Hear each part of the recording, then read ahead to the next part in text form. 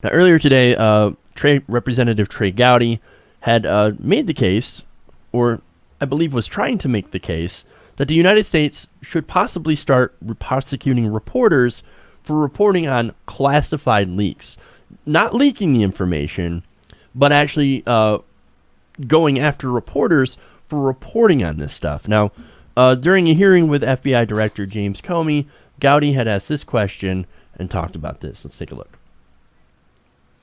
Director Comey, you and I were discussing the felonious dissemination of classified material during the last round. Is there an exception in the law for current or former U.S. officials who request anonymity?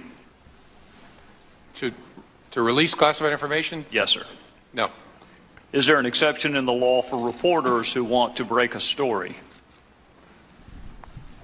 Well, that's a harder question as to whether a reporter incurs criminal liability by publishing classified information, and one probably beyond my ken. I'm not as good a lawyer as Mr. Schiff said I used to be. Well, I don't know about that, but the statute does use the word publish, doesn't it? It does, but that's a question I know the Department of Justice has struggled with through administration after administration. I know the department struggled with it, the Fourth Circuit struggled with it, lots of people have struggled with it, but you're not aware of an exception in the current dissemination of classified information statute that carves out an exception for reporters. No, I'm not aware of anything carved out in the statute. I don't think a reporter has been prosecuted, certainly in my lifetime, though. So here's a question, right? So he's asking, well, are there any exceptions for reporters, or should we punish them for reporting on leaks? I mean, there's nothing in there, right? Well, why ask that question? Why are you harping on that question? That's a very, very interesting thing to note, right? And I would think that basically, I think he's asking because there's an angle that he wants to play. Again, this is somebody who's part of the Trump administration, or at least very friendly towards the Trump administration, that's going along with the, hey, why aren't we going after these reporters that are reporting on leaks? Why are we talking about all these anonymous sources inside the government that are doing these damaging leaks towards Donald Trump? We got to go after them. We got to go after the reporters. So that's what I see this as, and it's kind of disastrous, in my opinion. What do you think, Ron?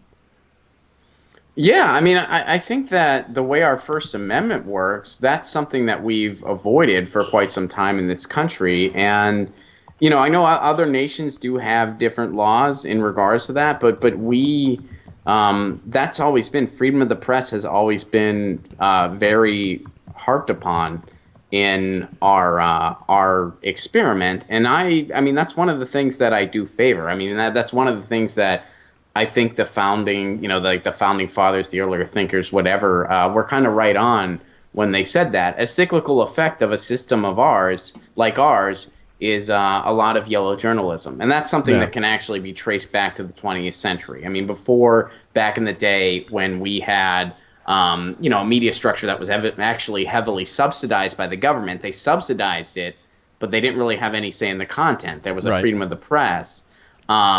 There was all kinds of bogus shit being published. There was fake news out the wazoo. But you know what? We also had a very informed populace. We also had about 10 different newspapers in a given metropolitan area. We had arguably the best media structure in the world at one point. And it's because of those principles, or at least partially because of those principles. So, I mean, our media structure, of course, is totally different now as a whole. Right. But those principles, as far as freedom of the press, freedom to disseminate information, while those have some cyclical effects, fake news and stuff like that, they're still very important to preserve. The pros outweigh the cons by a lot in at least all of the things that I've seen. And, I studied this stuff in graduate school. I think that those principles are very important, and I do stand behind them. So, I mean, the question, though, is that he really talked about is leaks, right? Well, this is classified information, so, and these reporters are getting a hold of it from these unnamed sources. Okay, well, we want you to reveal your sources. Well, no. Why? Why should you have to reveal your sources, even though, yes, it is classified information? It's also part of freedom of the press. So you can't just go and ask a reporter to reveal their sources. for one, that's going to have a chilling effect on free speech, and maybe that's exactly what they want. We don't want any more of these leaks. So what we're going to do is we're going to make every reporter, by force of law, by the way, go and reveal their sources, and then so that the government can go and arrest that source because they just leaked classified information, and then possibly putting in punishments for journalists who report these leaks, who deal with people or who talk to people or get this information from people who had leaked classified information. Again, this is chilling towards free speech. This is chilling towards the actual definition of free speech, not the Milo Yiannopoulos version of free speech. You know what I mean? Right. Yeah. I mean, I 100% agree with you. And yeah, I mean, that's what I mean. Like, those principles need to be kept in place. They do. And yeah, I mean, it's just, it would have a chilling, detrimental effect. And the thing is, a reporter reports first and foremost to the people. Right. So if something is leaked that the people ought to know, i.e. Edward Snowden, i.e. a lot of the stuff WikiLeaks has exposed, Chelsea Manning. et cetera, Chelsea Manning, then yeah, that's who they serve first. You know, the press does not serve the powerful. I mean, well, our press does, but you know, that's all. It should. It should. Principle standpoint, the press serves the people, not the government. Not the government should fear the media, not the other way around. Right. And unfortunately, like I said, these are questions. But when you're sitting there and questioning whether or not they should, or is there a statute, or if people have been punished for this, that sends a bad message, I think. And that's something that I think a lot of people, or especially media, has glossed over. I know some journalists have responded to this like, whoa, hold on there, buddy. Why are you asking this question? This seems a little out of sorts. But it goes along with the current administrations. And I'm not saying this is all the current administration has been doing. You also have past administrations that have been going after the same kind of press freedoms.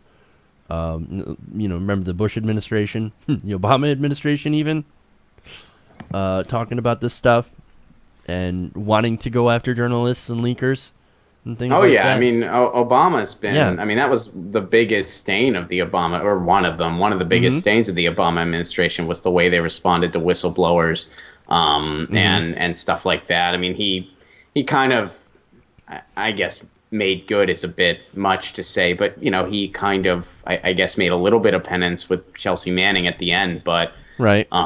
Yeah, I mean, that was a sad stain. In the Bush administration, I mean, they were colluding with the press. They were faxing their talking points over to Fox News, telling them what to do. That's why it's comical when you see George Bush now talking about the importance of a free press.